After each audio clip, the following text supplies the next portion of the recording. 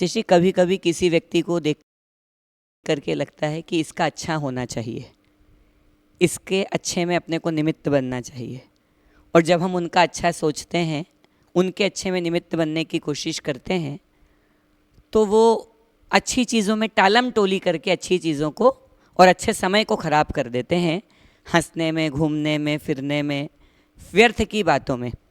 ऐसे व्यक्ति के बारे में हम क्या करें?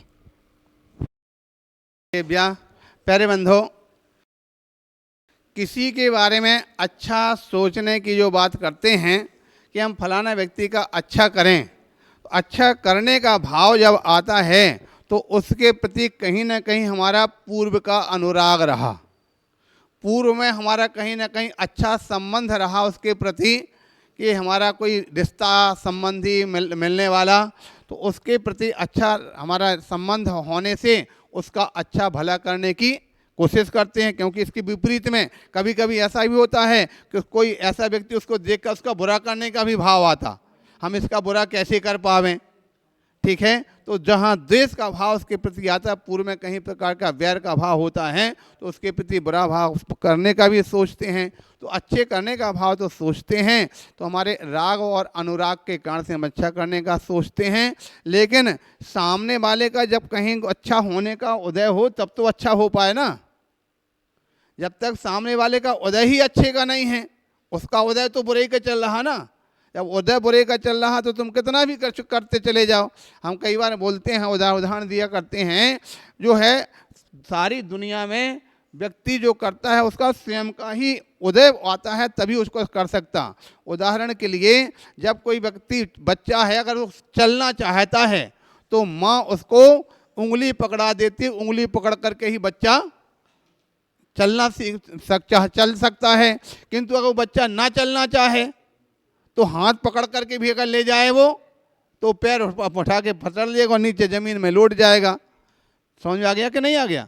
उसी प्रकार से सामने वाले का अच्छा होने का अभी उदय आया ही नहीं है, इसलिए कोई कितना भी अच्छा करने की कोशिश करे वो अच्छा उसका नहीं हो सकता है। सबसे पहले यहाँ पर मुख्य बात उदय की बात है।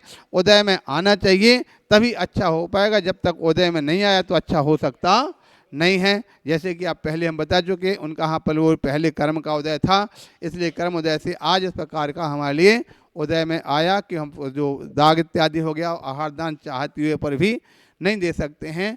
तो ये सब कुछ अच्छा और बुरा पूर्व के आज उदय में आ रहे हैं और आज के भविष्य में उदय में आ रहे हैं।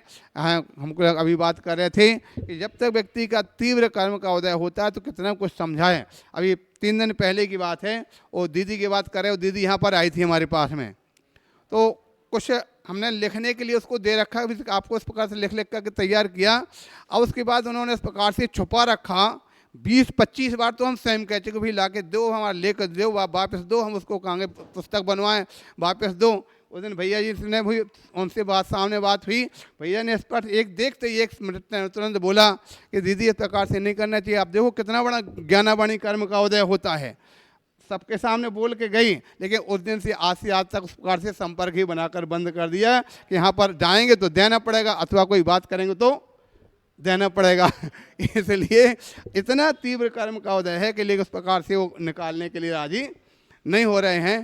तो इस प्रकार से खोटे कर्म का उदय जब व्यक्ति का होता है तो कितना कुछ समझाओ, कितना कुछ करें, उसका उल्टा ही उसका प्रभाव पड़ता। हो सकता है कभी कभी अच्छे की बात करो, उल्टा आरोप और लगा, लांछन और लगा दें क्योंकि किसी दूसरे को देना होगा, इसलिए इस प्रकार की बात कर रहे हैं।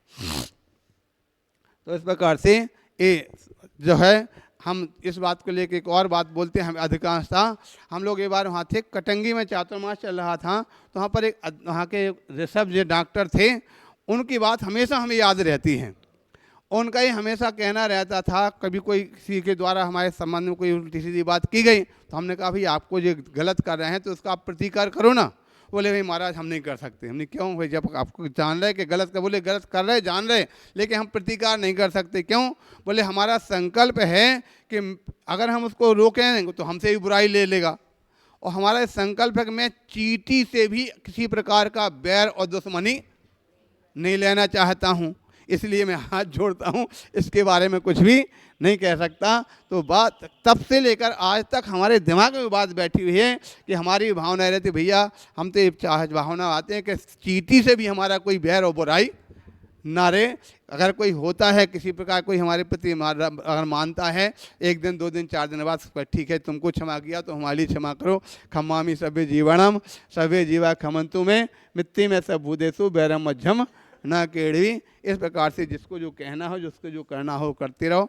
हमारा सबको क्षमा है, सबको हम सबसे क्षमा चाहते हैं।